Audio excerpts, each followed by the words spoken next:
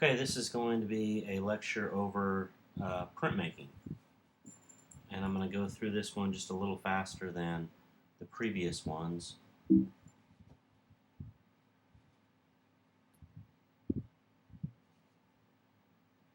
So basically, printmaking is a process used to mass produce or reproduce an image on paper using some sort of ink. It was originally used for making written texts, such as signs or books. And in this case, movable tiles were used that had letters on them, and they were arranged on a flat plate in a grid, and then paper would be put on top of it, and it'd be ran through a press. Johann Gutenberg was the man that invented the printing press, and this was really a revolution, both in the ability to transmit information to masses of people, but also much later it was a revolution in media other than just text-related media like newspapers and books and literature. It even would influence fine art, as we'll see.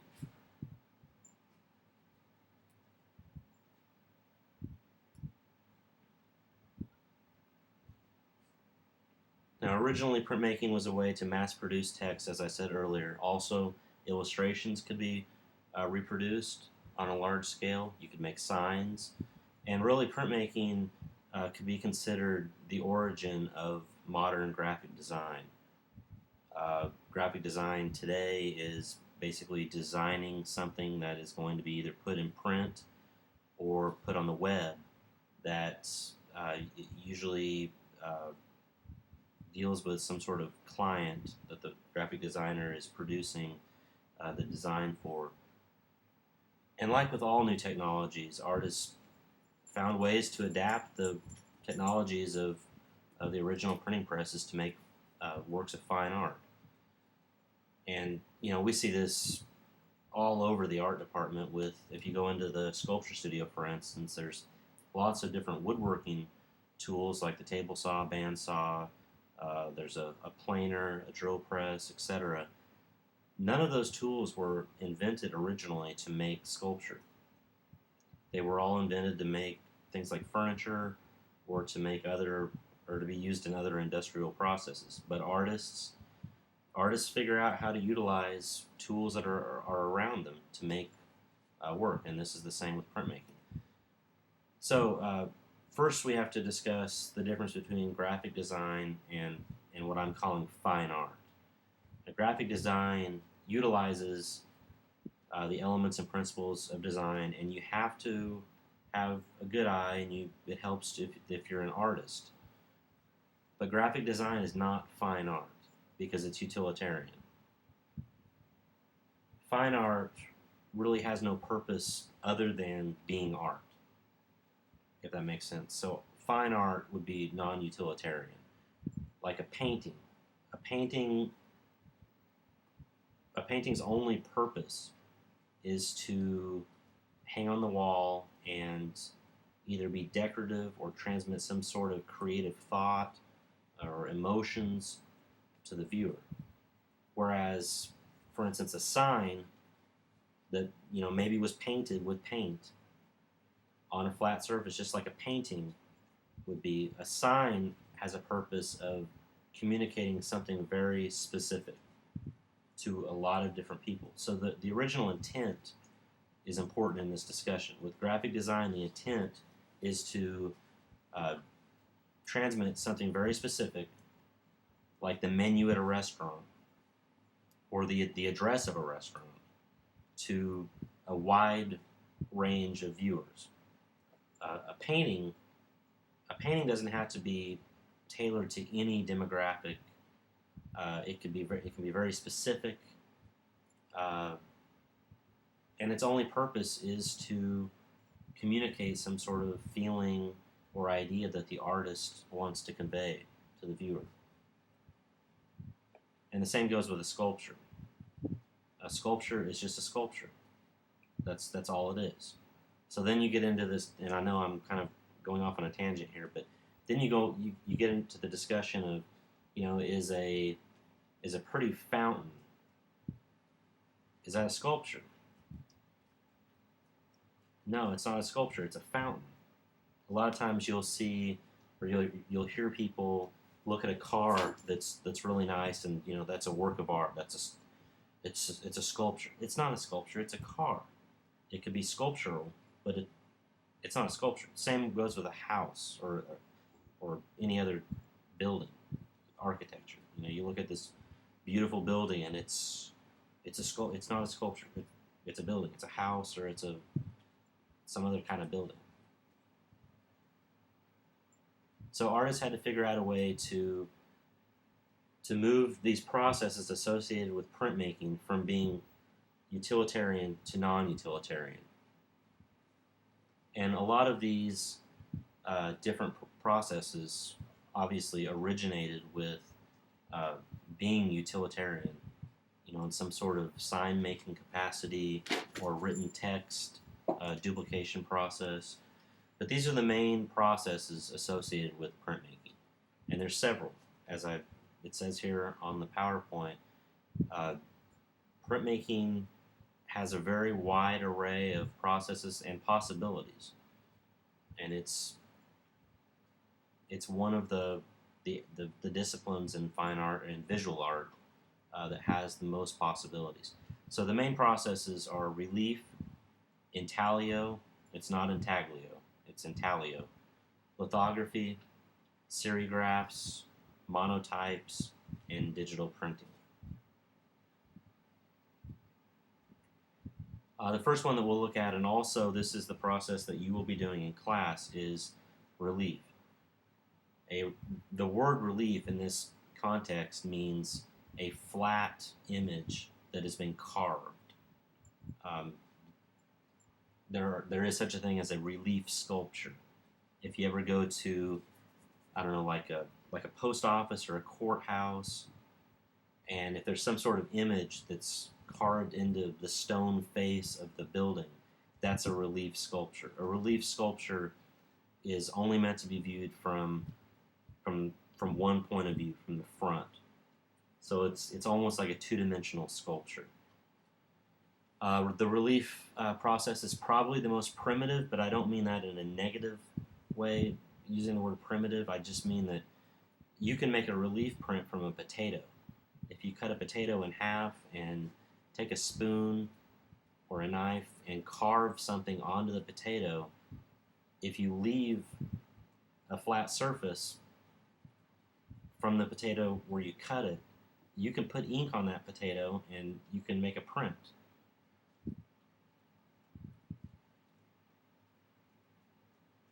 So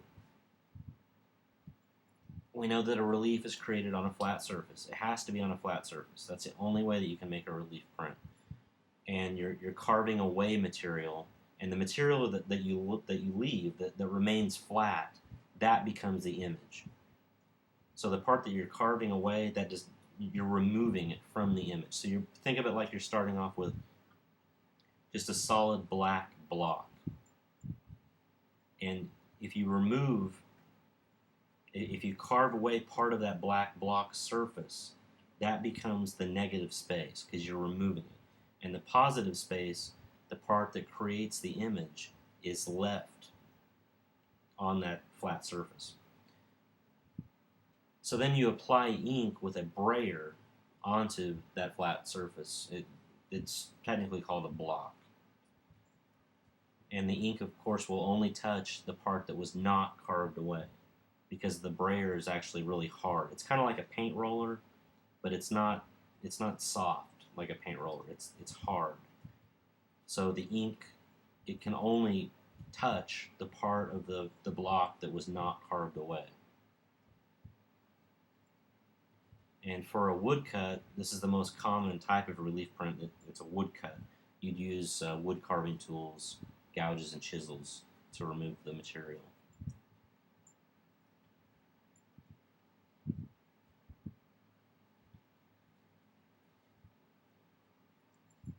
And here's that a picture of the brayer and somebody inking a block with a brayer.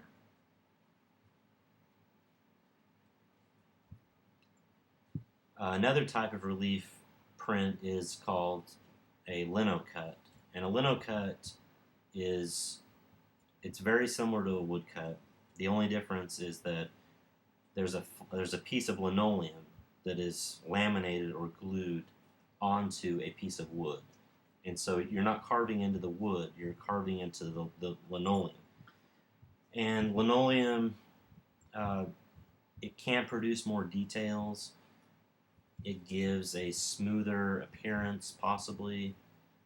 The advantage to a linocut is that you're not going to have any wood grain, because when you ink up a wooden block, you're going to get wood grain when it prints. It's just inevitable.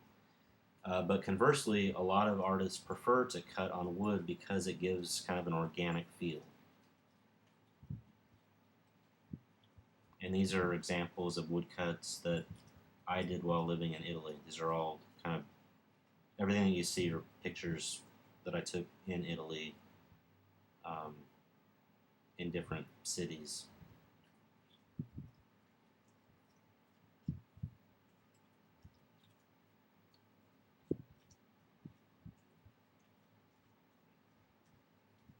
Actually, this one's not in Italy. This is in Oklahoma.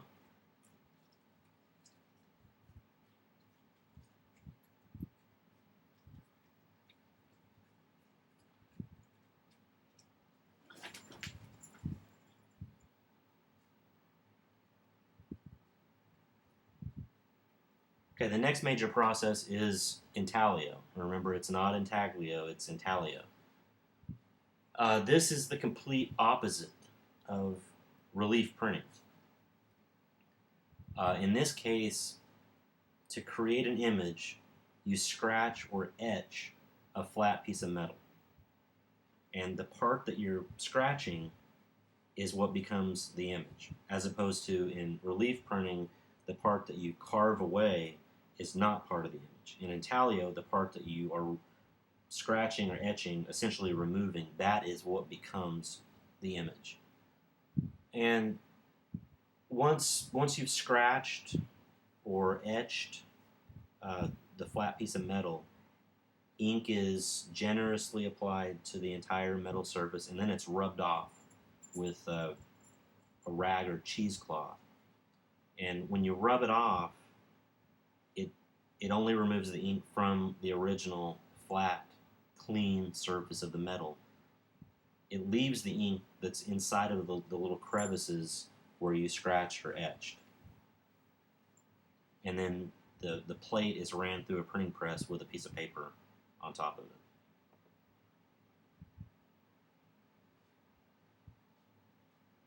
it. And there's many different types of intaglio.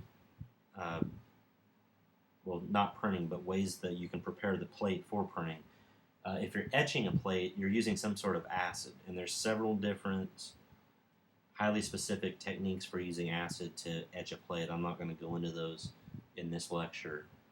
You can also do something called dry point, where you just have a metal tool and you just literally scratch the surface of the plate.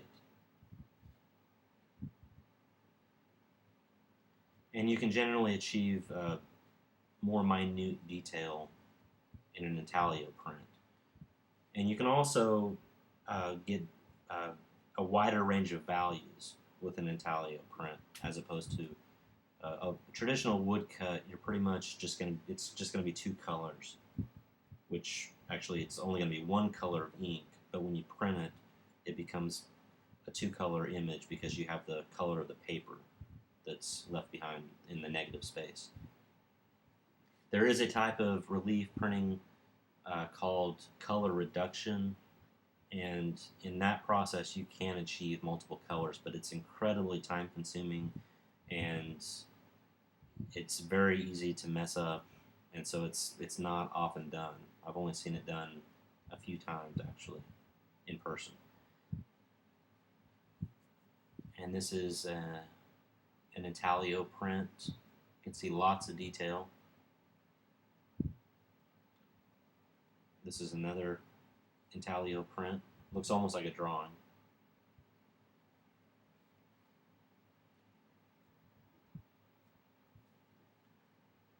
At the bottom, you can see that an artist is running a print through the press, and then at the top, you can see the result of after the plate and paper go through the press.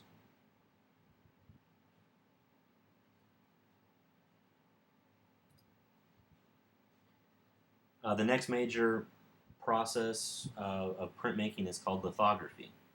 Lithography is also primitive. It's based on a very simple concept of water resisting oil, basically.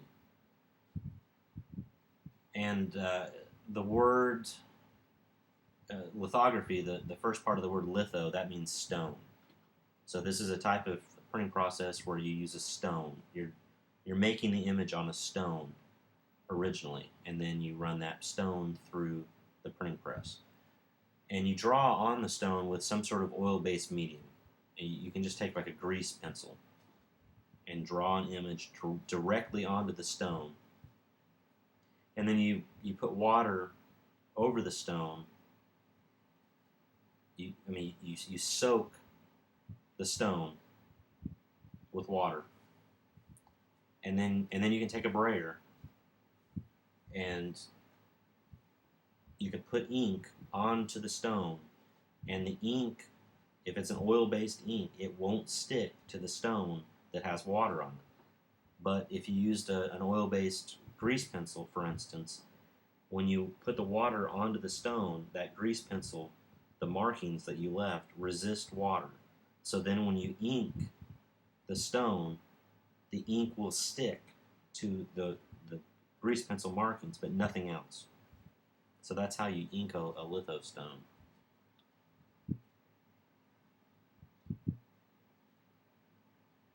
And most of this I just said in the previous slide.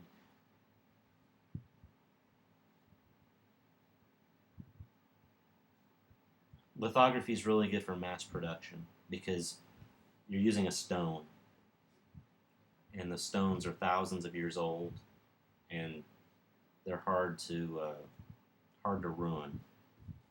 So it's very easy to mass produce from a single stone.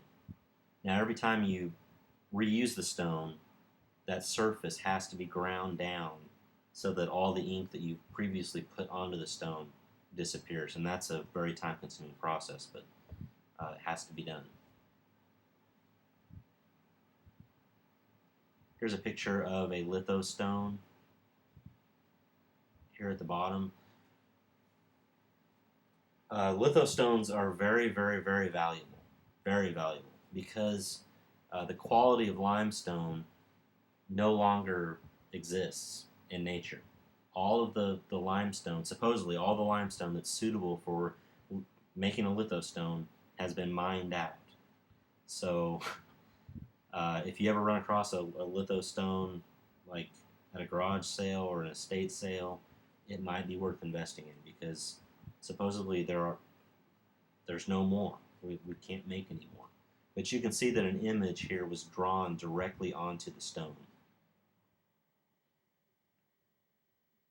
These are just some examples of lithographs. This is a piece by Thomas Hart Benton. I'm sure most of you have seen pieces in print by M.C. Escher.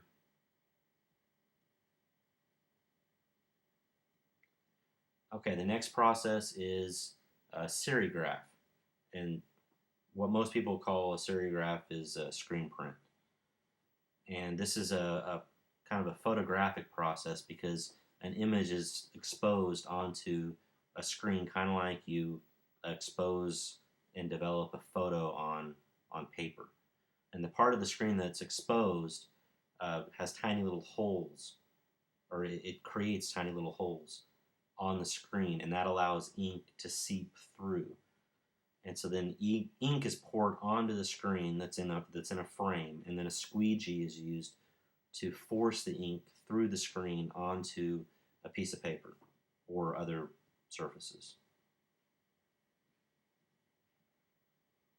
Most screen prints or serigraphs are characterized by large areas of the same hue, meaning it's difficult to create a gradient or a color shift from one color gradually changing into another color with a screen print. So usually you see areas or shapes that are solid colors. Now you can create an infinite number of colors in a single image, but each one of those inks have to be printed individually, and they have to have their own frame.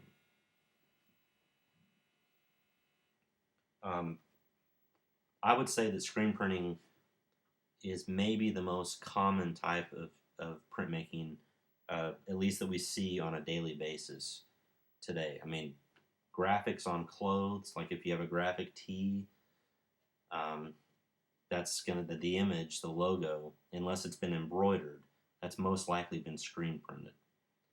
You find screen printed images on plastics, uh, like plastic cups. If there's an image on a plastic cup, that's likely been screen printed. Ballpoint pens, like if you go to the bank and you get one of the free pens at the bank's name and logo that's on the pen, that's been screen printed. You can screen print on fabric, plastics, metal, almost anything. And Andy Warhol was the artist that really made screen printing famous for making fine art work. And so this is his famous series of Marilyn Monroe. And you can see that even though there's multiple colors on each print, it's all solid colors in certain areas. And there are values created with shadows and highlights, but there's no color blending going on. And here's a picture of Andy Warhol.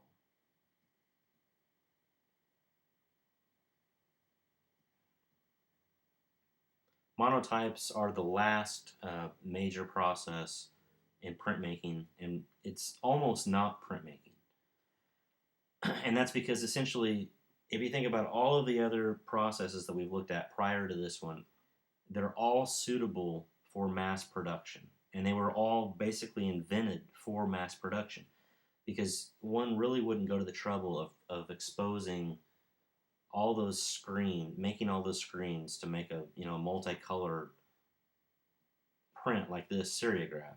I mean, this takes a lot of preparation to make an individual screen for every single color that's present, just to make one print.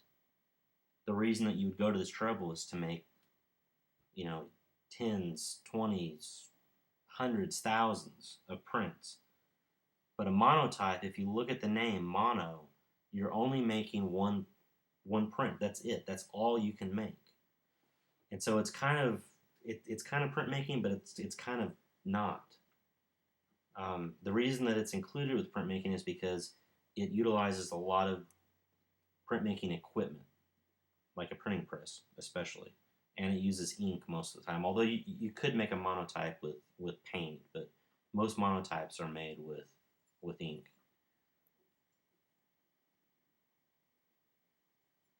But basically, what you do is you take a piece of plexiglass and you apply ink. You can you can use a paintbrush and paint ink onto the plexiglass. Now, the image that you'll see when it's finished is the image on the underside of the plexiglass.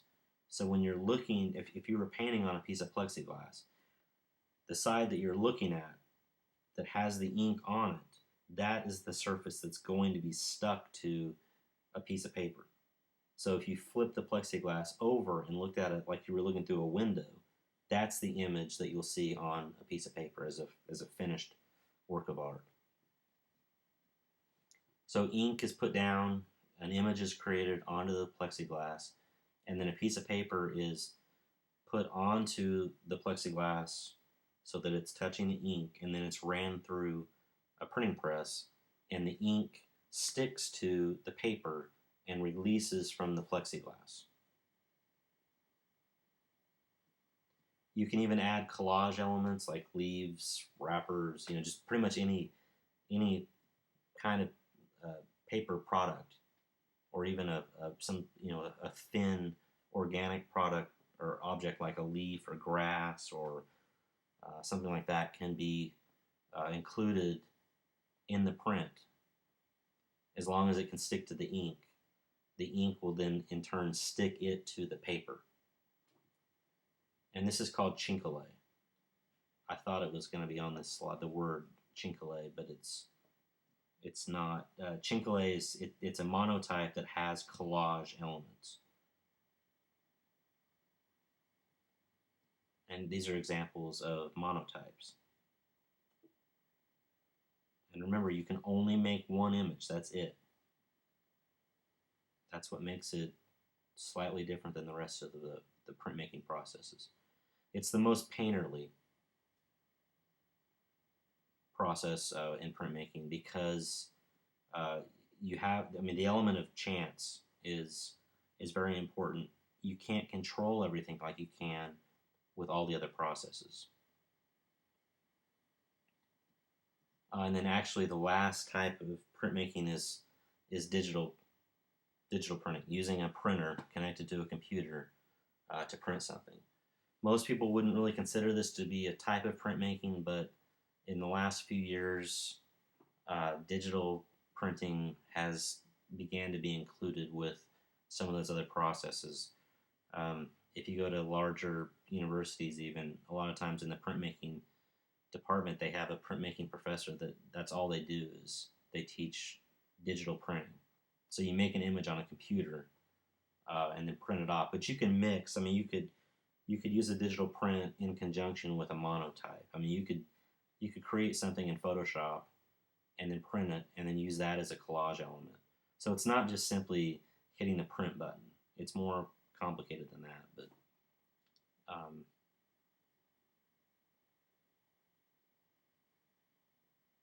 yeah, I'm just reading this that I. Yeah, if you've never used a printer, you need to go see the help desk in Danley Hall as soon as possible.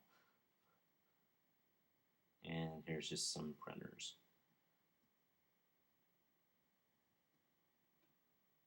Okay, so printmaking is primarily used to create mass-produced images. If an artist decides that they're going to make 100 copies, or 10 copies, or just something like 3 copies, or even 2 copies, those images are called an edition. And editions are a series of the very same image produced over and over and over and over. And they're numbered. They're editioned, as you can see right here. So if you were doing a series of, or I should say an edition of 2 prints only, you would number those prints 1 of 2, and then 2 of 2. And that tells the person that's buying the print or that owns the print that it's a limited edition. And that could, this right here could be 1 of 100,000. And then usually, now this is something that not everybody follows, but usually once an edition is complete, the block or plate or stone or whatever you used to make the edition is supposed to be destroyed. That ensures that the edition stays 1 of 2 and 2 of 2, and not, eventually they re-release the edition, because then the original edition becomes less valuable. So you're kind of supposed to destroy the block or plate, but not everybody does that. So that's printmaking.